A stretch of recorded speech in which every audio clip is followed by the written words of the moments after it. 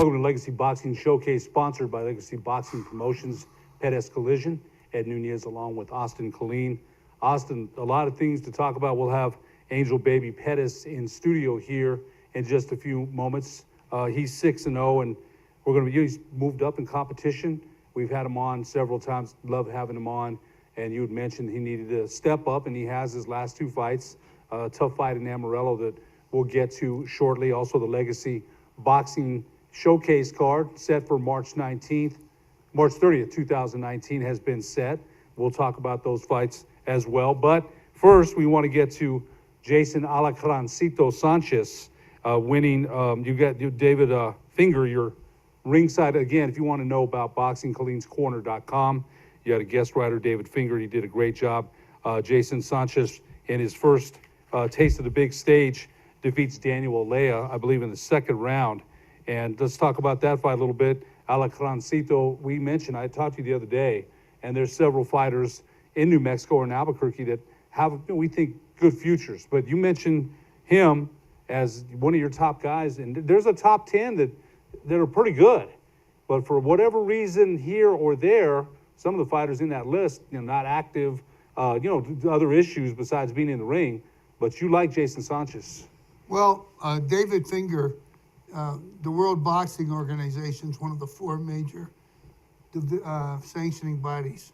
And David Finger writes for them, and they ship them all over the world. So when he talks about our fighters and he's impressed, that's pretty impressive because he's looking at some of the best fighters in the world.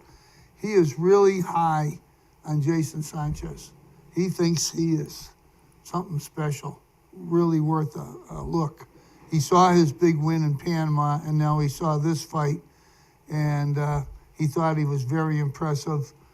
He loves his left jab. We talk about his Piston jab. like jab? Yeah, hard jab.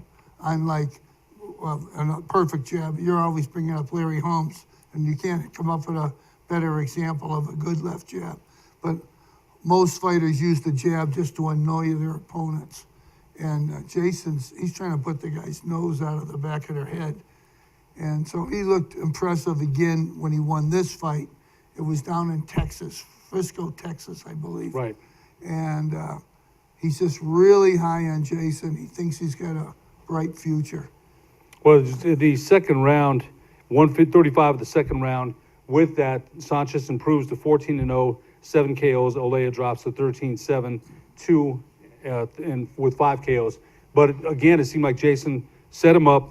Jason Sanchez set him up and boxed dazzling, as described by David Finger in the article, turned into 100, stalking his prey, showed a dazzling array of punches as he mixed up heavy punches upstairs with a solid body attack that had the Mexican doubling over at times. So we've seen him do that, Battle of the Brave. He really worked the body well. I think it was against Stephen McIntyre. Right. It was against Stephen McIntyre. We saw the way he worked the body. And now Stephen McIntyre, remember the peekaboo defense, right? Peekaboo, and but Jason Sanchez, the body work. Yeah, I thought he was great that night. So it sounded like he did a lot in this fight as well. Well, interesting you bring up that fight. He used 2 different styles, which shows his versatility. That fight with McIntyre, it was a body attack. This fight last weekend was the left jab, pounding forward, pounding him with the left jab. So he's multi-talented. He just doesn't have one way of winning a fight. And that's one of the reasons why David Finger really likes him. I'm very fortunate. David will give me guest columns. And in fact, he's staying at my house Saturday night. He's up here for about 5 days with court business. David Finger's a court judge. And so he's going to stay with me. Yeah, you have a lot of these boxing referees, when they come into town, they stay with you.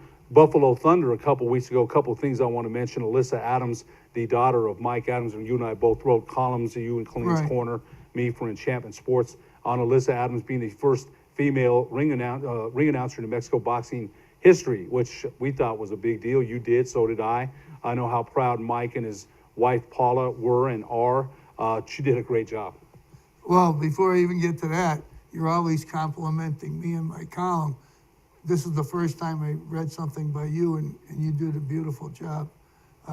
You write like you interview fighters. You just bring it out, and you tell the complete story. I had a lot of fun with that. You know, Mike is a dear, dear friend of mine, and Lissa is a great young lady. And, you know, it doesn't get any better. You know, my son for Proview Networks is my color commentator for basketball. And it doesn't get any better to do a game with your son. And sometimes when I hear him commentate, I'm like, man, he amazes me. So I think, you know, having Mike in there and then having Alyssa in there, I know Mike very, very well. And he was, you know, he's a very proud father. He should be. She did a wonderful job. Also, Fidel Maldonado Jr., Victor in his fight. But your impressions, you wrote a column, and you know, you know what? You told it like it was. You were there to describe. Well, he showed great reflexes because there was a lot of people questioning Fidel Jr. His reflexes were great. His counterpunching was really sharp. And overall, his defensive skills were good. He made his opponent look clumsy and awkward. However, my complaint, he never followed up his counterpunching. His style as that night would not work against a world-class opponent, in my opinion. The audience, by the sixth round, was starting to get restless with a lack of action. There were 6 fights on that card, and his was clearly, if you're going to rank him in terms of entertainment value, at the bottom of the 6 fights. You know, and he was our guest here, and he had said, before the fight, he had said, look, I'm not going to, you told him this. You know, he had had a loss in the family of a cousin who he described as his brother. And one of the things, and you said this before the fight, you can't go in there with memory. You're right, because I remember you said you dedicated a fight to a family member, and the next thing you knew, a left hook put you on your back. So he had said he was going to go in there crazy. He had a strategy. Now, is it a winning strategy going forward for Fidel Maldonado Jr.? And that's a question. And again, respect to his father, respecting him. But you know, again, he spent a lot of time on the ropes. And I get it. He didn't want to minimize the damage. Nobody wants anybody to get hit. In boxing, it's going to happen. We'll see going forward if Fidel Maldonado Sr., the next fight, you're going to win a world title. You're not going to win a world title like that, is what you're saying. Well, one of the old expressions in boxing, sometimes your best defense is your offense. So if you're attacking me and you're throwing bombs at me, I'm too busy blocking your punches to attack you. So if he had followed up his counterpunching, then his opponent wouldn't have had a chance to launch anything of his own. And when you're fighting and you lay up against the ropes, the judges don't give you credit or discredit for that, but they want to see what you're doing. And he wasn't moving his hands. The other fighter was, and the judge is going to give him credit for making the fight. And Esther Lopez, who I consider one of the best officials in the state, had it 5 rounds to 3 for Fidel. So she gave, you know, that's a close fight. Right. No, you're right. She's a very well-respected judge. We'll be back to Legacy Boxing Showcase with Angel Baby Pettis after these messages. What is glamour? Frailty. What is desire? Diamonds. They say a life lived without passion is hardly worth living. Ma'am? Ma'am? Ma'am? Dang, this one made me feel all special. Dreamstyle Remodeling has been wowing homeowners in New Mexico since 1989. Selected as Best Custom Home Remodeler for 3 consecutive years by readers of the Albuquerque Journal, we're also your exclusive provider for top home improvement brands like Renewal by Anderson, Four Seasons, Blaze King, and many others. Founded and headquartered in Albuquerque, Dreamstyle Remodeling is family-owned and now employs more than 500 people across the southwestern U.S. In fact, we've helped more than 60,000 homeowners improve their home in New Mexico, Arizona, California, Idaho, and West Texas. We're committed to providing a superior customer experience. We've earned 4.6 stars with hundreds of online reviews and have an A+ with the BBB. Dreamstyle Remodeling is a proud supporter of UNM Athletics. Visit our beautiful 10,000 square foot showroom at 1460 Renaissance Boulevard across from Sam's Club, or dreamstyleremodeling.com to make your home remodeling dreams come true. Well, I'm going to the frontier, walking to the cashier, order up a root beer and a #1. Cover it with green stuff, 1 scoop is not enough. Find a booth is real tough, like by the Duke. Meet my family, meet my friends in the quirkiest restaurant I have ever been. All of Albuquerque's favorite spot. It's the Frontier Restaurant. The Frontier Restaurant is a proud supporter of Proview Sports Network. Don't sacrifice quality and flavor when you're in a hurry. Golden Pride offers ribs, fried chicken, green and red chili breakfast burritos, and Frontier Cinnabons. 4 great locations, or visit us online at goldenpride@abq.com. Golden Pride Barbecue Chicken and Ribs, proud supporter of Proview Sports Network. Get into the game with Garden Swartz Team Sales. They have everything you need, from screen printing, embroidery, and digital printing services, high school letterman jackets, and all high school and club uniforms, and individual and team apparel with the most reliable brands like Speedline, Rollins, and Wilson. And don't forget to check out the latest F7 Shut helmet. It's all at Garden Swartz Team Sales. Give them a call, 505-884-1234. Garden Swartz Team Sales.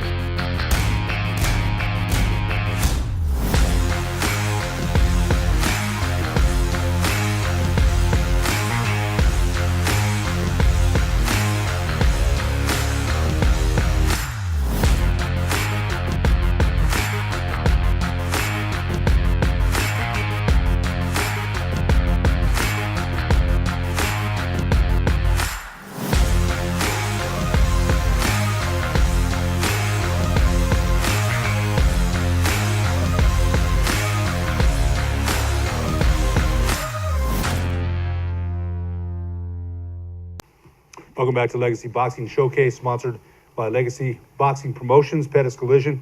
Ed Nunez along with Austin Colleen, joined in studio by Aaron Angel Baby Pettis. Just fought last weekend in Amarillo, defeating Raymond Chacon, 4-round unanimous decision, I believe. And he'll fight on the Legacy Boxing Showcase card March 30th at the Manuel Lujan Fairgrounds 2019 coming up. Always great to have you. Yeah, thanks for having me again, man. Always. You know, you've stepped up in competition the last couple of fights. And talk about the fight against Raymond Chacon a little bit. You just fought in Amarillo just a week ago, and you've been busy, an active fighter. Yeah. I think that's one of the things that Austin always talks about. There's some guys that are high-ranking boxers and fighters that haven't been near as active as you, and I know you stay in shape, you all year round. God, just a great attitude about where you're going and how you're going to get there. But talk about a little bit about the fight against Raymond Chacon. It was an interesting fight. I knew I was going in there against someone experienced. I know he's got a lot of tricks up his sleeve. So he was a crafty southpaw, and he's got the style that'll make a lot of people look foolish in a lot of ways if you let him get off. But it was good. It was a good fight. I just took my time, closed him down real nice, and didn't rush anything. It didn't look like I had to everything was, when I took my time and studied him, I was able to break him down pretty much. So in the ring, yeah. Talk about during the fight. And I think that's one of the things, and Austin will get right to, but I think that's one of the things is the discipline you've been, getting from these fights. Because a lot of you've had a lot of amateur fights, but you mentioned taking your time, and that's the difference between a professional and an amateur, I would think. Right? Yeah. I mean, sometimes an amateur is an amateur. I'm sure you rushed in, and yes. and so you're learning. Yes, and it's another learning experience because now I have to learn to ease off the gas pedal. Austin. I think the key phrase you used just then, you didn't rush in, because Chacon can make you look foolish. I've seen him fight many times. I saw his win over Tony Valdez, and Valdez is a tough cookie.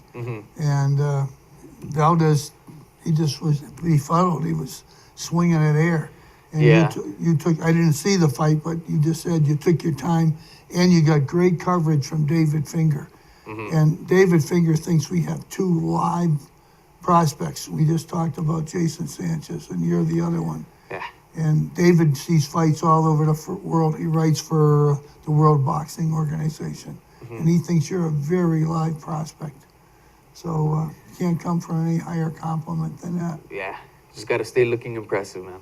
Well, he says it's up to you, but Right. so far he's giving you high grades. I think it's always good when you get the kind of accolades from somebody. Austin's been around the fight game many years, many years as a fighter, as a judge, as a writer. So when he talks about boxing, I sit and listen.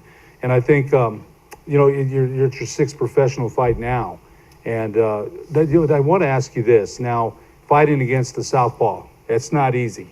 And Austin always talks about angles and things like that. So talk about that against the southpaw. What's different fighting them, and how did you prepare, for Avila fighting him as a southpaw? Well, the southpaws, they fight more right-handed people than the right-handed people fight southpaws. So they know what to do when they fight a right-handed person. Preparing for that, I mean, I've had tons of amateur experience. At the big tournaments, there was mainly like maybe 3 out of the 5 guys were southpaws. So I had a lot of experience fighting with southpaw people, and I just stayed focused, and I know how to work with it. Let me ask you this now. The angles are different, right? You slide to the left, slide to the right a little bit more. I mean, you can't give away all your secrets. I get it. But the people want, southpaws, again, they always say that. Rocky, go back to Rocky. He's a southpaw. I don't want you fighting no southpaw Apollo Creed, right? In that movie. So people are always kind of weary about fighting them. So to talk about the sliding left, sliding right, in the pocket, anything like that, you had to change. Just the angles of a southpaw, they're able to create such angles. They frustrate a lot of people. This guy, Raymond Ciccone, he was quick on his feet, slippery guy, he was crafty. The difference is you just always got to keep your foot outside of theirs, and that's something that we've always stressed about, worked on, and we just keep working, man. And it seems like, again, this is Legacy Boxing Showcase. Your uncle and your dad sponsor the show. So to have you on for us, it's like, and when you're winning, we're supposed to be down the line. But yeah, of course, we're happy that you're winning, man. We want you to keep winning. Yeah, exactly. And you're a great young man as well. Austin, go ahead. Well, right now you're looking at me. If you put your hands up, my left is facing your right. All right, he's doing it. Yeah. So we're smothering each other's jab. I'm trying to jab him. And so it's hard to jab each other. So he just mentioned you want to have your lead foot outside the other guy. Now, if I can step outside, now I can hook over his shoulder. One of the disadvantages, I had to fight several softpaws. My jab was my best punch. When I fought softpaws, I knew my left jab wasn't going to do anything for me, so it forced me to change my style, and it wasn't by choice. And so that's what he's getting at in creating these angles. You just can't stand there and jab the guy. And the southpaw, the majority of his fights are against orthodox fighters, so he's comfortable with that. Just got to work with what you have in front of you. I used to literally become a southpaw myself because that bothered them because they're not used to fighting. So you have to adjust to them, really. Right. They don't have to adjust to you. Yeah. You're adjusting to their style. Yeah. It's their advantage. There's no question about it. We want to talk a little bit about this fight card coming up. And again, Legacy Boxing Promotions back March 30th, 2019, Manuel Lujan building, the fairgrounds. We had Battle of the Brave there a couple years ago. Seems like just a year or so ago. That was in 2017. That was a great card. That was a great card. And Austin, if you want to go with these fights. Well, obviously we have Josh Torres in the main event, but 2 fights that I think that really have my eye is this semifinal. I know you like Matthew Escobar. Yes, Papitas. Matthew Papitas Escobar. You like to say his nickname. Oh yeah. You got to say that, man, because right. The Mexican fighters want to hear their nicknames, man. Exactly. They don't have them for no reason. I don't even know if Ed has an opinion on him. He just likes his nickname. Oh man, you know what? Yeah, And yes. Willie Villanueva has fought many times in New York City, and he has performed well there. Now he just made a comeback, so he's not going to be that rusty. He's had a fight at the Hispanic Cultural Center, the indoor arena. You fought that. Yes. And so that's a really intriguing fight. And the next fight, Sanchez, the older brother, Jose Luis Sanchez, and he's fighting Joe Gomez, who's a tremendous fighter. In fact, Gomez lost a split decision to Josh Torres. So this is a real risky fight for Sanchez. I'm amazed he actually took the fight because he wants to fight Josh Torres a rematch. I'll tell you, if he can beat... He called up the Pitbull after Right. the fight, I believe in this summer, right? I think he was in the ring and called out Pitbull after that fight when he fought Christian Cabral. I would say, and I don't know if our guest here would agree, but I would say Joe Gomez is the favorite in that fight. That's how good Joe Gomez is. Yeah, they're both pretty tough, man. So That's going to be a good one. That's going to be a good one. this is probably, from top to bottom, probably the best fight card. It's stacked. It's stacked. And this new fighter, Dwayne Ziegler, I saw him spar with Anton Martinez and with Fidel Maldonado. He's 9-0-1 with 5 knockouts. He comes from Detroit. And I got a feeling he's a future opponent for Fidel. Yeah, look at the record there. And he's from Montgomery, Alabama, against your dad and your uncle have a TBA to be announced. Could be Tavoris Teague. I don't know if Tavoris Teague fights. Tavoris Teague, the traveling journeyman. Yeah. But I'll tell you one thing, and you saw that, Ron, against Matthew Escobel. His style, the splayed leg style, confuses a lot of boxers. Yeah. And I told Austin after that fight, a lot of people are saying rematch, and I said to Austin, if I was Papitas Escobel, I don't want anything to do with that guy because he makes you look foolish. Not that Papitas didn't, do his thing. It's just he's not an offensive fighter, but very much a defensive one. Keeps himself in shape though, not as if he comes in out of shape, but he makes you look confused, bad, wrong angles. He ducks punches. But that could be very well an opponent. I don't want to announce something that might not happen, but he's been on several of the cards of Legacy Boxing Promotions. Well, thanks.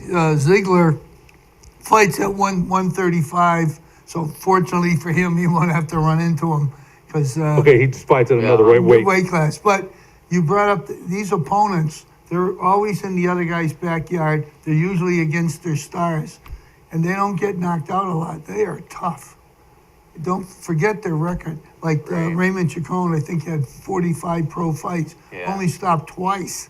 And he's fighting the best in the country. Oh, man, that was your opponent. That's right. Yeah, Chacon. Oh, gosh, he's tough, man. He's got a good resume. Yeah. Go ahead, Austin. Keep going. They're gatekeepers.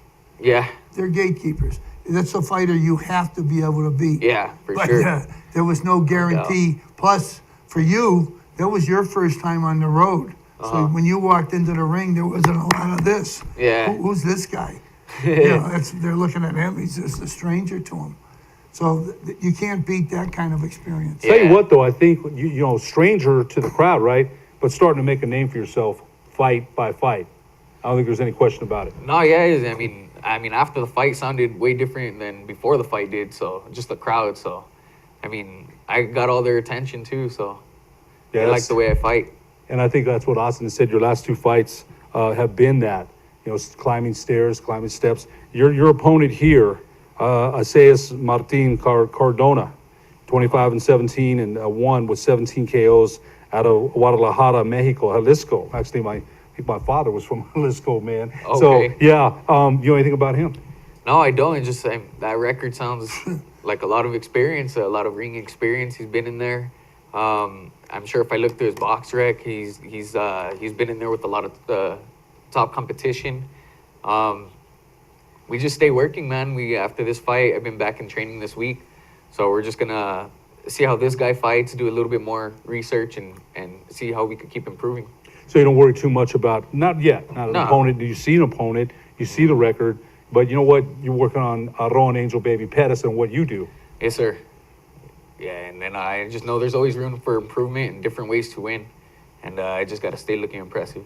You know what? So far, so good. And like I said, I love your humility, man, and your humble attitude. I know that comes a lot from the people around you. I know that. And because, you know, at any given time, it's a rough game, right? We can catch a wrong Right, left yeah. hook or an uppercut. And Exactly, yeah, so, yeah. so I appreciate that. Austin, go ahead. Well, you said something about the crowd kind of liked you by the end. That was one of the things that impressed David Finger when he was talking to me. He said when you got in the ring, you went into a silence was the largest noise. And, Right. but he said by the end of the 4 rounds, the fans really got into you. They really liked you. So Yeah, he said did. They won you. You won the fans over. Yeah. And that kind of convinced David as well, because he had heard me talking about you anyways. But he didn't see your fight at the Hispanic Center. Okay. And that was another terrific fight for you. Yeah. Because that guy could have cared less about your win-loss record. No, yeah, exactly. Yeah. So your last 2 fights, you've had to step up. And I think you've made giant steps with those 2 fights. Yeah. And obviously, at least looking at the paper here, it looks, and I haven't really researched your opponent yet, but it looks like you're taking another step up. Yeah, I just got to keep climbing up that ladder. But now you're starting to draw attention nationally. Other promoters, fight managers, they're going to look at you and, oh, what's this guy got? Yeah. So how's that make you feel? Because now you're the hunted.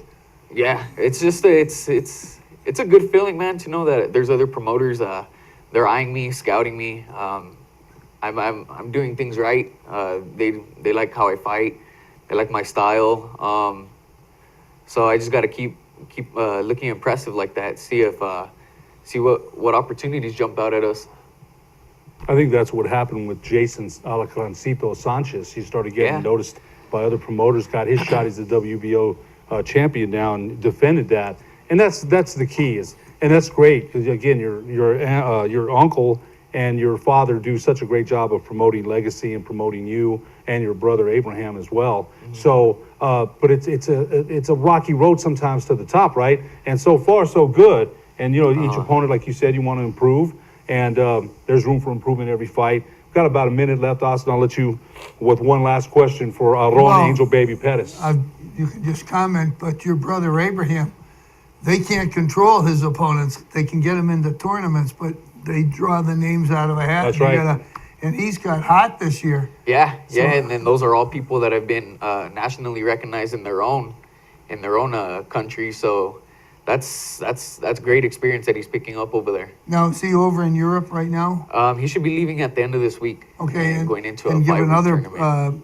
a girl that we got to give a plug to. Shariah Maru, she's Right. out there as well. So